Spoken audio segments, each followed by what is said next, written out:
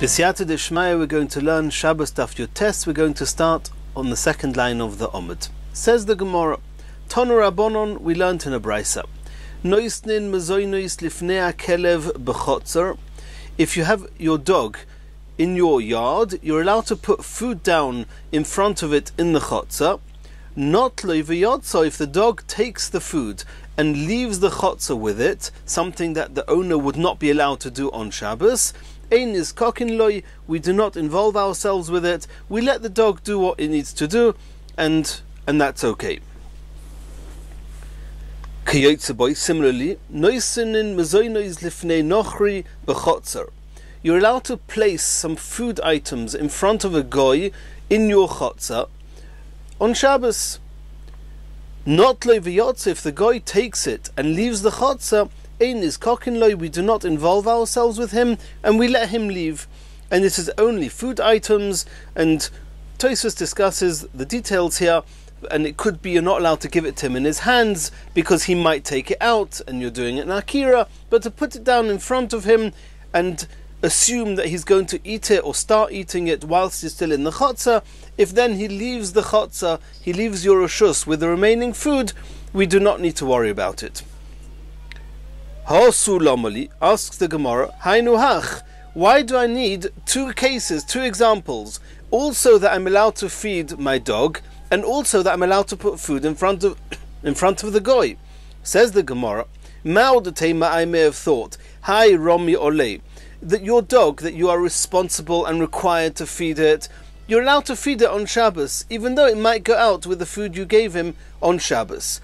V'hai loy romi olei, but the goy, where you're not required to feed him, you don't have to feed him, maybe you're not allowed to be matriach, you're not allowed to bother yourself and exert yourself to take care of his meals, komash malon, that's what the Bryce is telling us, you are allowed to give some food and put it in front of the goy in the chotzer, even though he might take it out.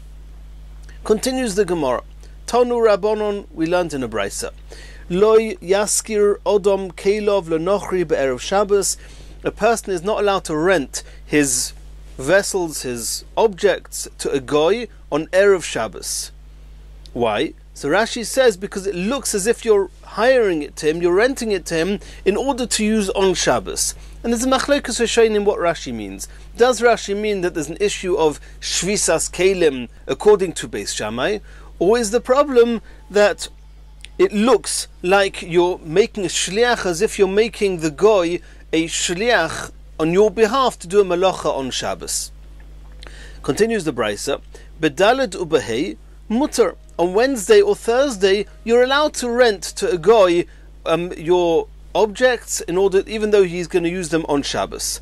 Kiyotze boy, ein meshalchin igros. You should not send a letter biyad nochri with a postman with a goy. Be'erev Shabbos, he mustn't leave on Erev Shabbos. Bedaled ubehei mutter. But on Wednesday and Thursday, you are allowed to.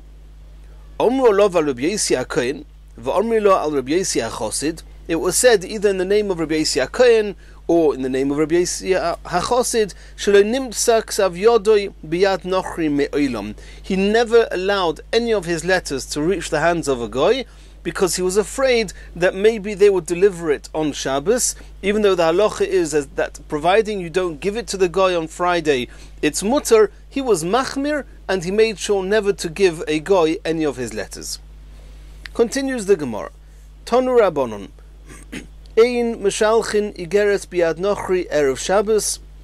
The Brisa says you're not allowed to send a letter with a goy who's going to go and deliver it in a different town, outside the Tchum, outside the Eruv, in a different Rishus, with a goy on Erev Shabbos. Elohim kein koitzitz lo domim. However, if you fix the price with him for the service he's doing, then he's not doing the malacha for you, he's doing it for himself. This is his business. And then it would be mutar. Beis Shammai oimrim, kedei sheyagia lebeisoi, or Beis Hillel oimrim, kedei sheyagia lebayis hasomuch lechoimo. Beis Shammai say that even if you've fixed the price with him, you're not allowed to send a letter with the goy unless he can reach his destination before Shabbos. And this has been the opinion of Beis Shammai all along, that you're not allowed to start a malacha on Erev Shabbos, if the Melacha is going to get done on Shabbos, Beis Shammai holds that in the same way as you're not allowed to sell something to a goy, or lend it to him, or give it to him as a gift, as we saw in the sugyas previously, so too he's not allowed to deliver a letter for you, and he has to make sure to be able to reach his destination before the onset of Shabbos. And that's even if he's got a fixed price. Beis Hillel says, it has to be that he does not have to reach his final destination, he has to be able to reach the first home in the city of his destination, and that way, as far as we're concerned, he can put the letter down there. The fact that he's continuing and delivering the letter, he's doing that on his own accord, that's his business, and we do not need to worry about that. Asks the Gemara, according to Beis Hillel, and as long as he's doing it for himself and he's not doing it for you, then it's the same as we saw on Yud Ches Amud Beis regarding selling or lending or giving a gift to a goy. And we saw there that according to Rabbi Akiva, who he holds that Beis Hillel hold, that as long as the goy leaves the house of the Yid before the onset of Shabbos, it's already mutter. So here too, why does Beis Hillel say you have to wait, or you're only allowed to let him take it if he can get to the first house of the town of the destination before the onset of Shabbos? He's doing it for himself. It should be mutter even if he cannot reach his destination. And the Marshal says, why are you asking a question assuming that this brisa follows Rabbi Akiva? We saw the Tanna Kama holds, in the opinion of Beis Hillel, that you have to reach the first home in the place of the destination. So, and then it's not a kasha. So the Marshal deals with that. Omer of Sheishes explains as follows: Hachak Omer, ve'im loy kotzatz.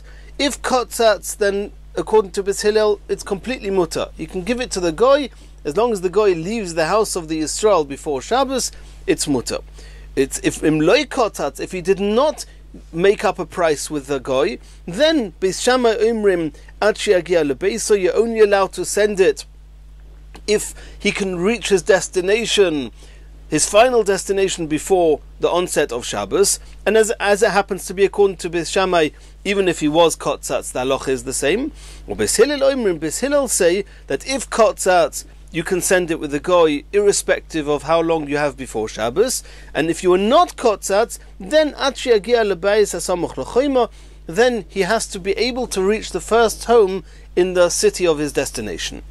Asks the Gemara, if the argument between Beis Shammai and Beis Hillel is talking about when loy kotzatz, that seems to be that if loy kotzatz, you are allowed to send the letter, according to Beis Hillel, providing he can reach the first home in the city of his destination before Shabbos. This seems to contradict the opening phrase of the brisa.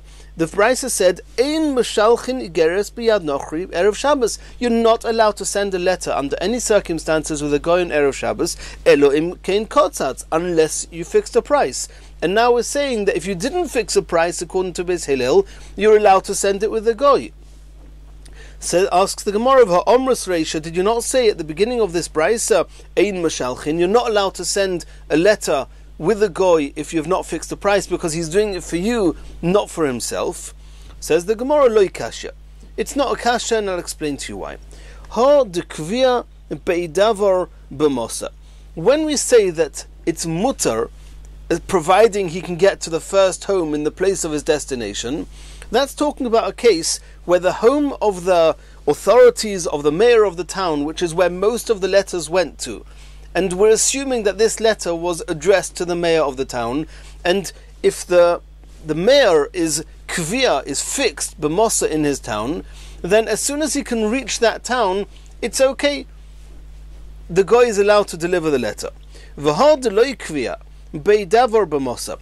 When it said at the beginning of the brisa that if it's loy kotzatz, you're not allowed to send it under any circumstances, that's talking about if the recipient of this letter, that we're assuming it's the mayor of the town, if he's not fixed in the town, and there's a good chance that he's not going to be in town, he's going to be in the next town or in a different place, then the guy who's taking the letter, even if he can reach that town before Shabbos, if the mayor is not there, he's going to be compelled to leave that town and continue on Shabbos to the next town. And therefore we say that if the mayor is not fixed in that town, you're not allowed to send the letter. If it's loy kotzatz, he's doing it for you, and the mayor may not be in the city that you're sending him to, and therefore you're not allowed to send the letter at all with the goy. Continues the Gemara. Tonu Rabbanon. Ein mafligin besfina pochis megimel yomim koidim laShabbos. You're not allowed to embark on a journey, on a ship, within 3 days before Shabbos. And there's a machlekes in the poskim, is the 3 days including Shabbos or excluding Shabbos? That means it's definitely osur to leave on Thursday or Friday. It's a machlekes in the poskim whether he's allowed to leave on Wednesday. Says the Brisa, Bamedvor mamurim ledvar shus.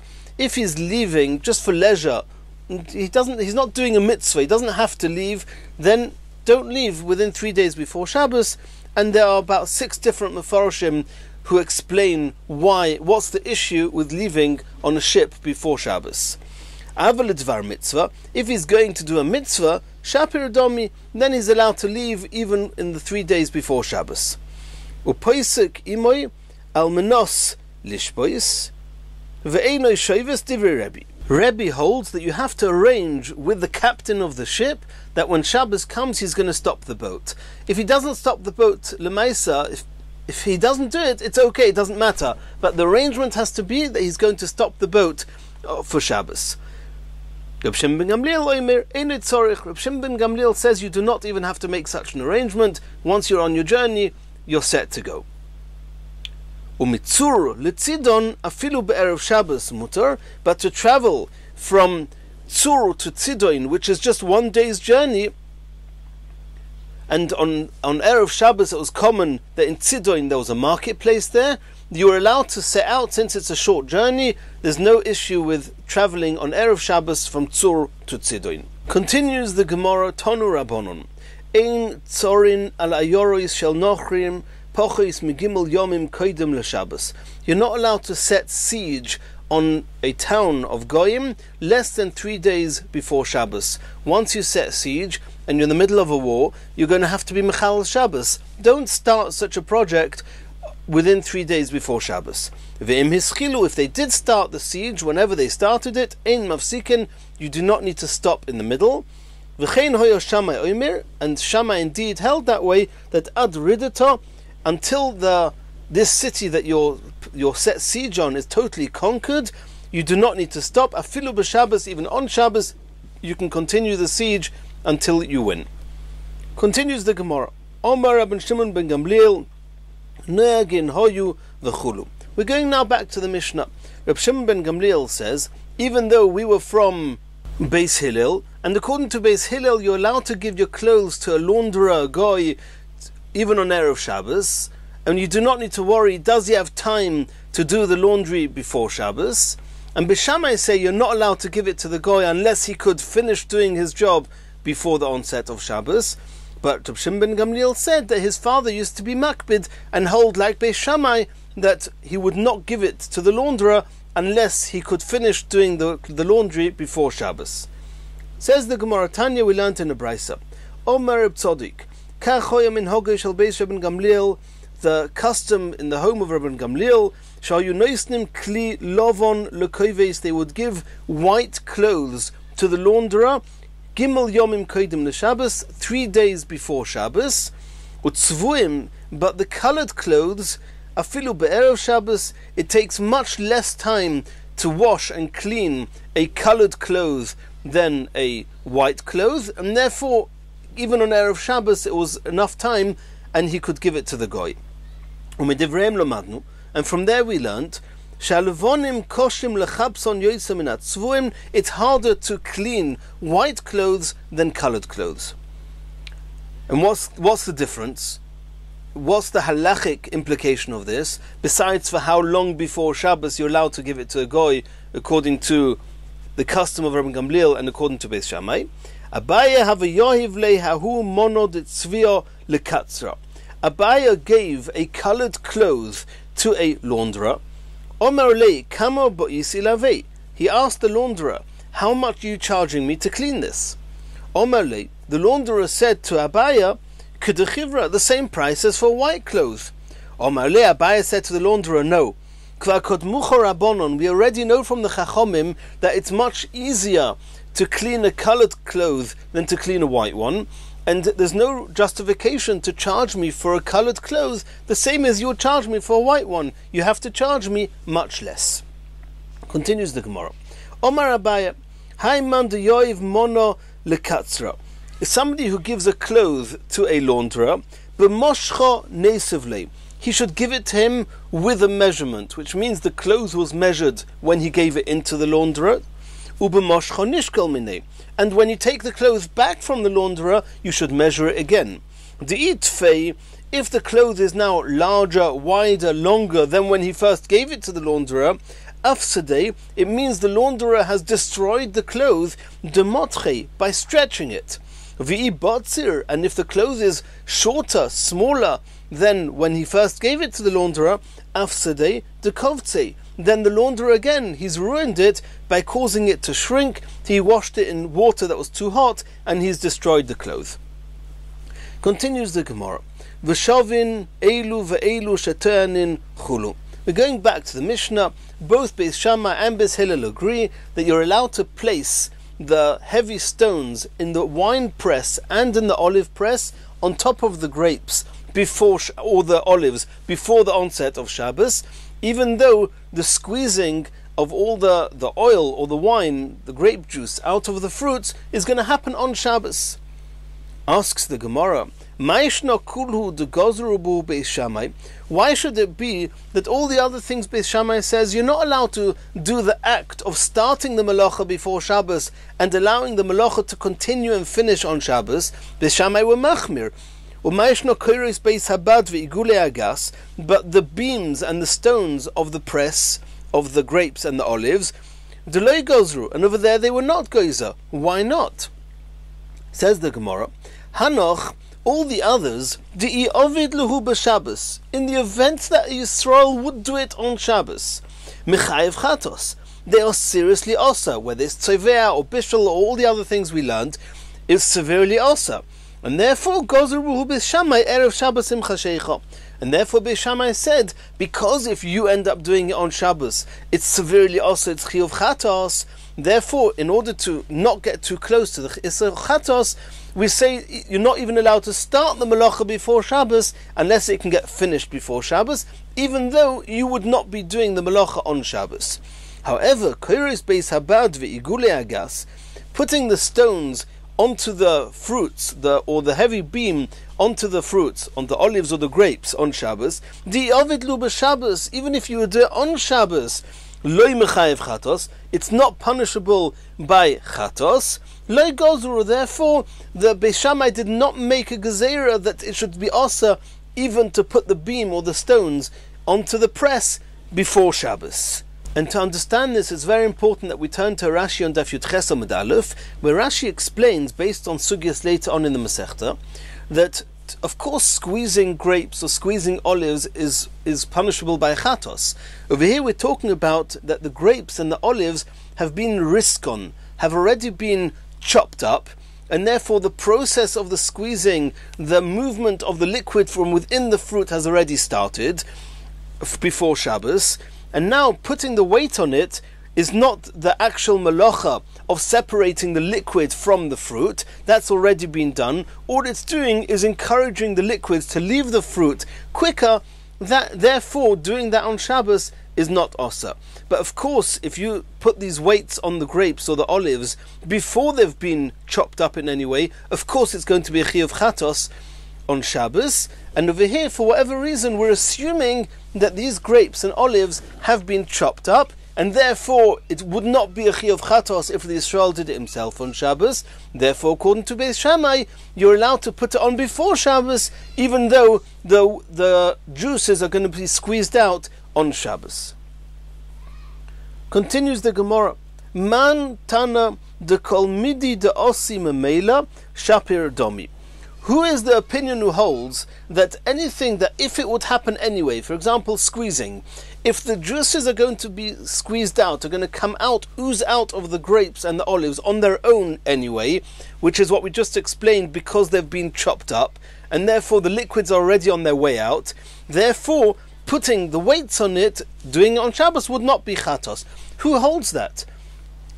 Maybe there are some who hold that even though you've already chopped up the grapes, if you put the weights on, encouraging and squeezing the juices out on the grapes or the olives, then there is a chiyuv chatos. And then Beis Shammai would have to make a gzeira. Beis Shammai is relying on an opinion that holds that since you've chopped them up already, and the fruits and the juices are now going to ooze out on their own anyway, therefore putting the weights on them would not be punishable by chatos, and therefore he allows you to put it on the grapes or the olives before Shabbos, even though the juices will ooze out on Shabbos. Which opinion is this? That Shapir Domi, that there's no chiyuv chatos to put the weights onto the grapes or the olives if the juices would have oozed out anyway. So there's going to be two opinions in the Gemara. Omar Rav Yosi bar Chanina. Rav Yosi bar Chanina, the first opinion in the Gemara, he maintained Rabbi Yishmael. He's got a Rabbi Yishmael, and Rabbi Yishmael seems to hold this way. Ditnan, we learnt in the Mishnah, Hashum, garlic, va'boisar, and unripe grapes, va'melilois, and unripe grains, sheriskon, like we said, he's already chopped them up, mib'oidyoim, before Shabbos. Rabbi Shmuel Oimer, Yigmer, Mishatechshach. Even though they're going to get finished being pressed on Shabbos, Mishatechshach, it's okay, you're allowed to allow them to finish getting pressed on Shabbos because they were crushed before Shabbos. And this is very similar to the opinion we're looking for. The Beis Shammai is looking for an opinion that says that since they were crushed, therefore there's no chiyuv chatos to allow the juices to come out and be pressed on Shabbos.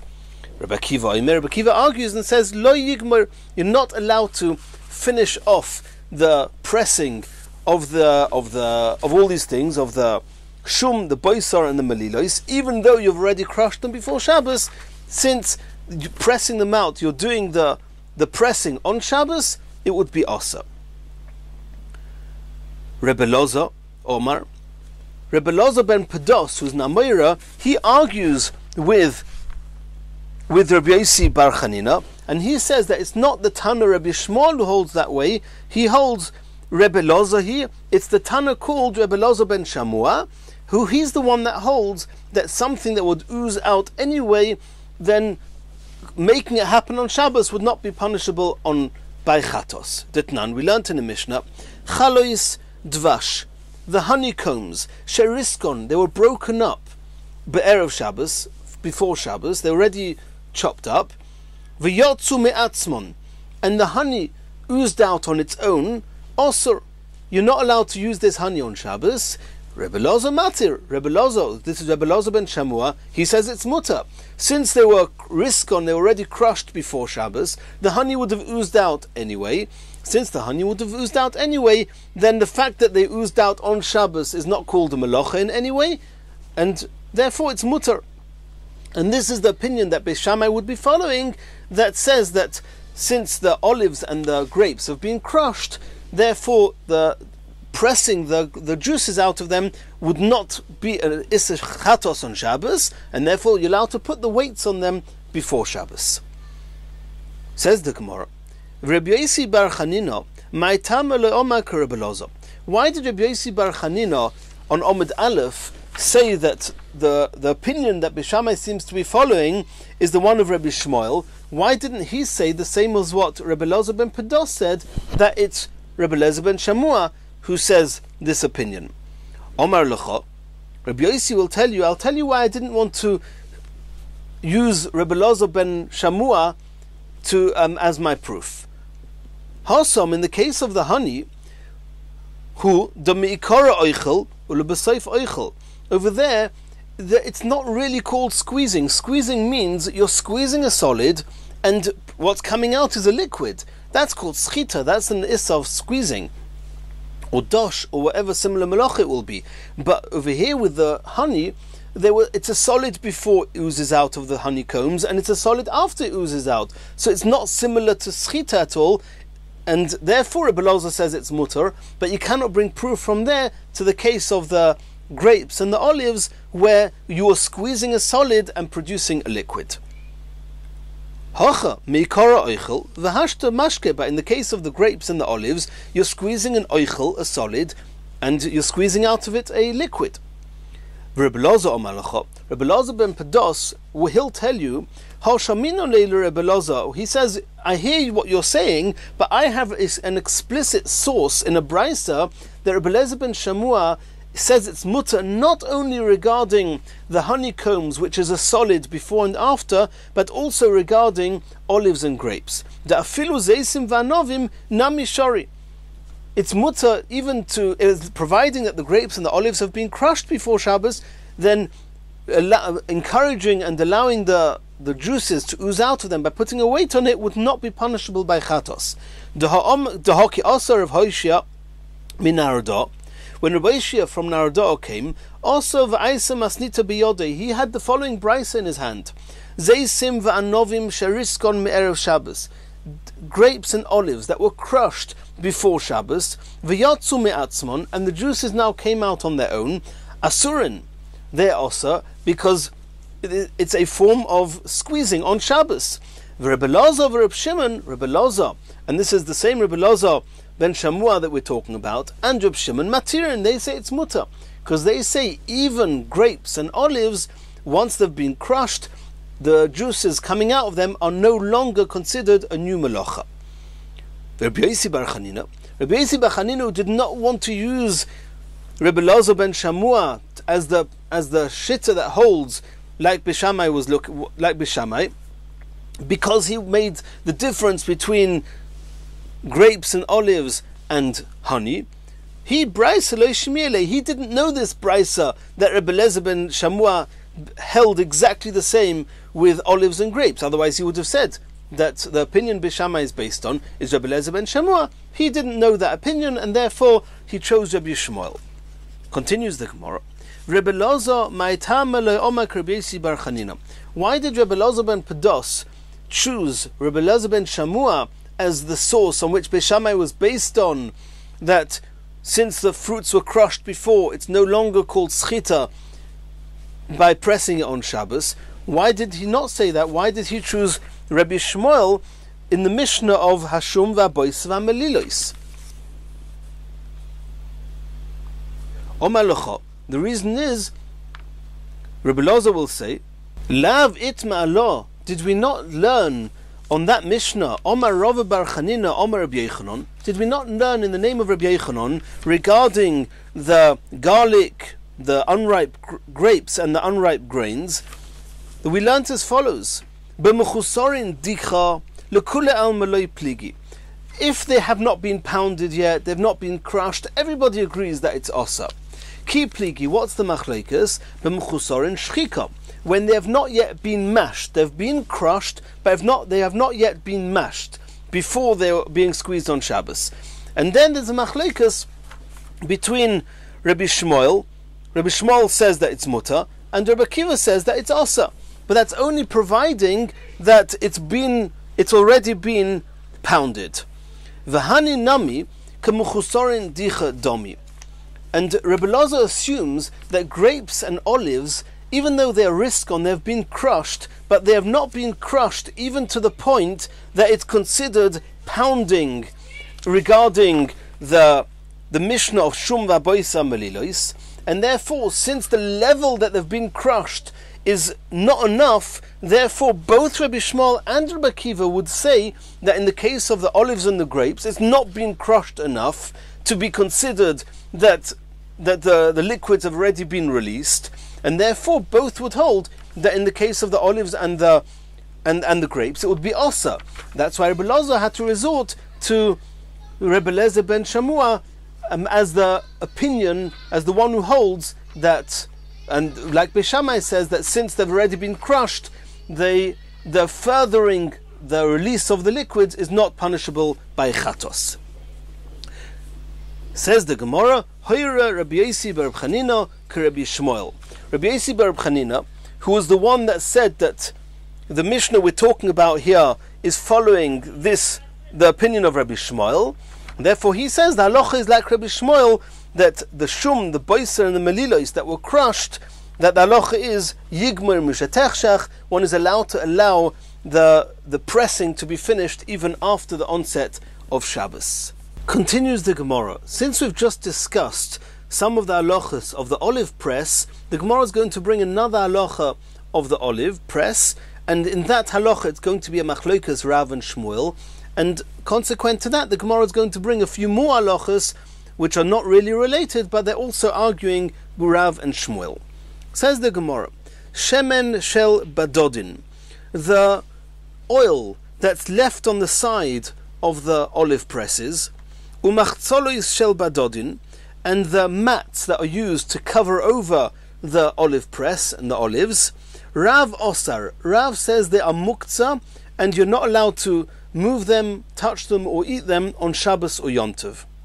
Shmuel shori, Shmuel says it's mutter, they are not muktzah.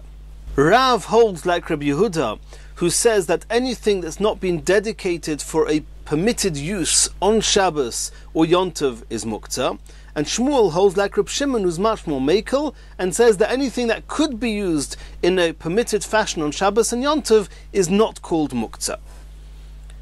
Continues the Gemara, Hani krochi dezuzi, the mats that are usually used doubled, and they are used to cover the ships. Rav osar, Rav says that since they've not been designated for something that's mutter to be used on Shabbos and Yom Tov, they are muktzah. Or Shmuel shari, Shmuel says that since they could be used in a permitted fashion on Shabbos and Yom Tov, therefore they are not muktzah.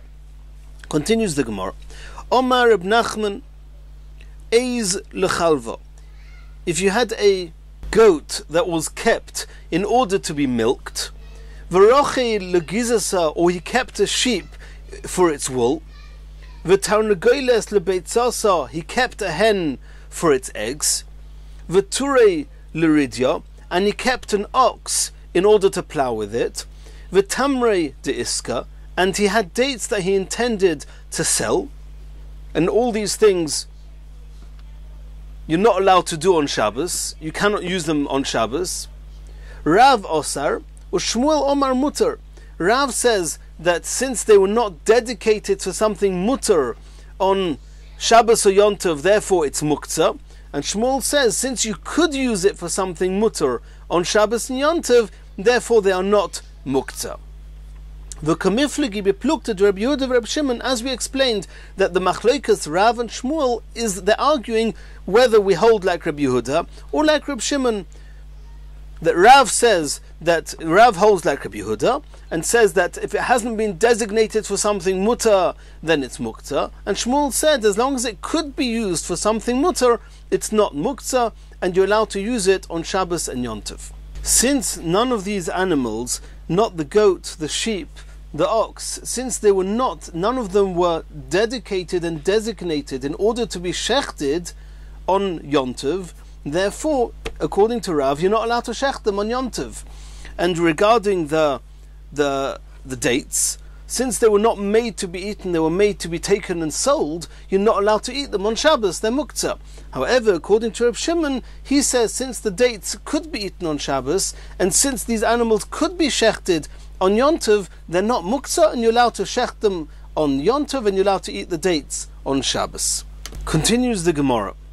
Hahu Talmido, there was this Talmud, the Oiri Becharta the Argiz, and he ruled, and he was in a town called Charta, built by a person called Argiz, and he ruled Reb Shimon. In Muktzah, he was makel like Reb Shimon.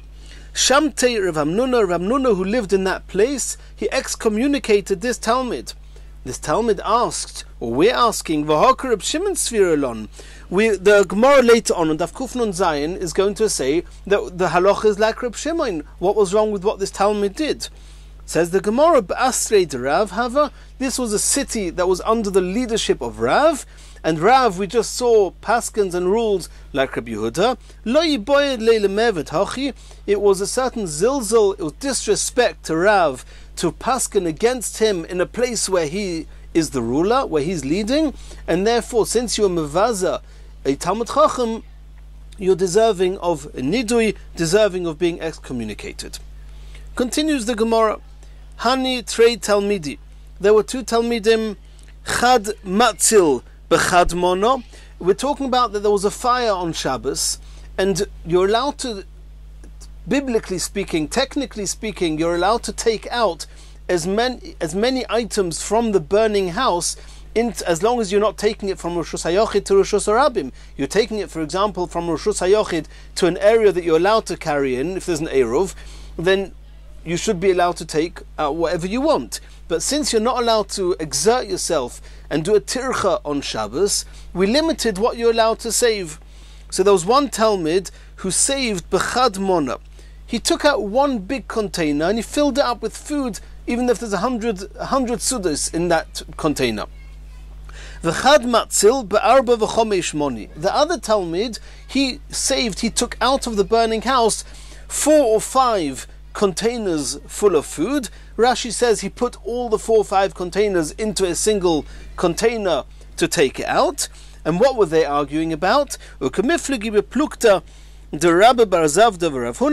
see on Daf Kuf Chof, there's a machlekes Rabbi Bar Zavda and Rav Huna, and based on their argument as to whether one is allowed to take out one big kli with as much food as you want in it, or whether you're allowed to take out 4 or 5 kelim, and we'll wait till Daf Kuf Chof to understand the details of this halacha.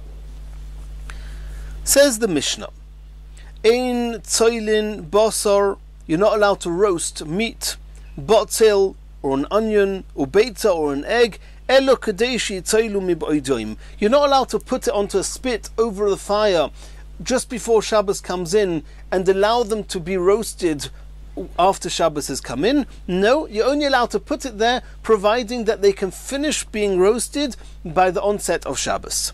The next halacha, says the Mishnah, Ein noisnin pas letanur, you're not allowed to put bread onto an oven, im chashecha, just before Shabbos, v'loi charora, and not a biscuit, a cookie, al gabe gecholim, on top of the coals, elo kadei sheyikrumu poneo miboid yoim, it's only mutter, providing there's enough time before the onset of Shabbos that the surfaces can become crusty. Rabbi Elazar says that the bottom of this charora has to be able to be crusted before Shabbos, and then you're allowed to put it in the oven before Shabbos, if that's early enough. And this is true even according to Beis Hillel, because we've seen that even though Beis Hillel do not have a problem with many of the halachas, with many of the precautions that Beis Shammai do, but we saw in the Gemara on Daf Yud Ches that Beis Hillel are concerned for Shema Yechate B'Gecholim. If there's not enough time for it to cook before Shabbos, you may be speeding up the cooking or the baking process on Shabbos. You're going to stir the coals, you're going to stoke the coals, and that's going to be a severe issa on Shabbos. Continues the Mishnah, Mashal Shlin es ha-Pesach betanur im chashecha, you're allowed to lower the korban Pesach into the oven just moments before Shabbos, assuming that Pesach is on Shabbos. You're putting the korban Pesach onto the oven, onto the flame to be roasted just a few moments before Shabbos. It's okay, since you have a whole group of people paying attention and belonging to the group eating this korban Pesach, they will remind each other and they'll make sure that nobody chas v'shalom comes to stoke the coals. Uma'achizin es ha'ur b'meduras beis hamoiked. In the Beis HaMikdash there was a chamber called Beis HaMoiked where there was always a fire burning there in order to warm the feet of the Kohanim. They were walking around the Beis HaMikdash barefoot. It's a halacha. There's not allowed to be any chatzitza, any separation between the Kohen and the floor of the Hazara. And the marble floor was very cold. So in the Beis HaMoiked there was always a fire there where they could warm themselves up. You're allowed to light the fire even though the fire is not spread onto the whole bonfire. It's okay as long as you light it just before Shabbos and allow it to become a full fire on Shabbos. And the reason that's mutter is because the Kohanim are there, Kohanim Azarizim, they'll make sure not chas v'shalom to be over any chil Shabbos. Ubigvulin, however, outside the Beis HaMikdash, kedei shetoiches ha'ur beruboy, you're only allowed to light a fire if most of the bonfire, most of the woods will get ignited before the onset of Shabbos, because if not, then you might come to stoke the woods on Shabbos, and that's severely osa. Rabbi Yehuda says, B'pechomin kolshu, if the fire you're making is not with woods, it's with charcoal, then as long as the charcoal have a little bit become ignited, it's before Shabbos, it's mutter, because charcoals do not get extinguished. They naturally will slowly expand and it will become a fully fledged flame as necessary, and there's no reason that you'll be afraid that it will get extinguished, and therefore you'll not come to stoke them, and therefore you're allowed to light them just before Shabbos, even though the fire will not attach itself to most of the charcoal before the onset of Shabbos. And in the Gemara we're going to learn more of the details in the next shiur.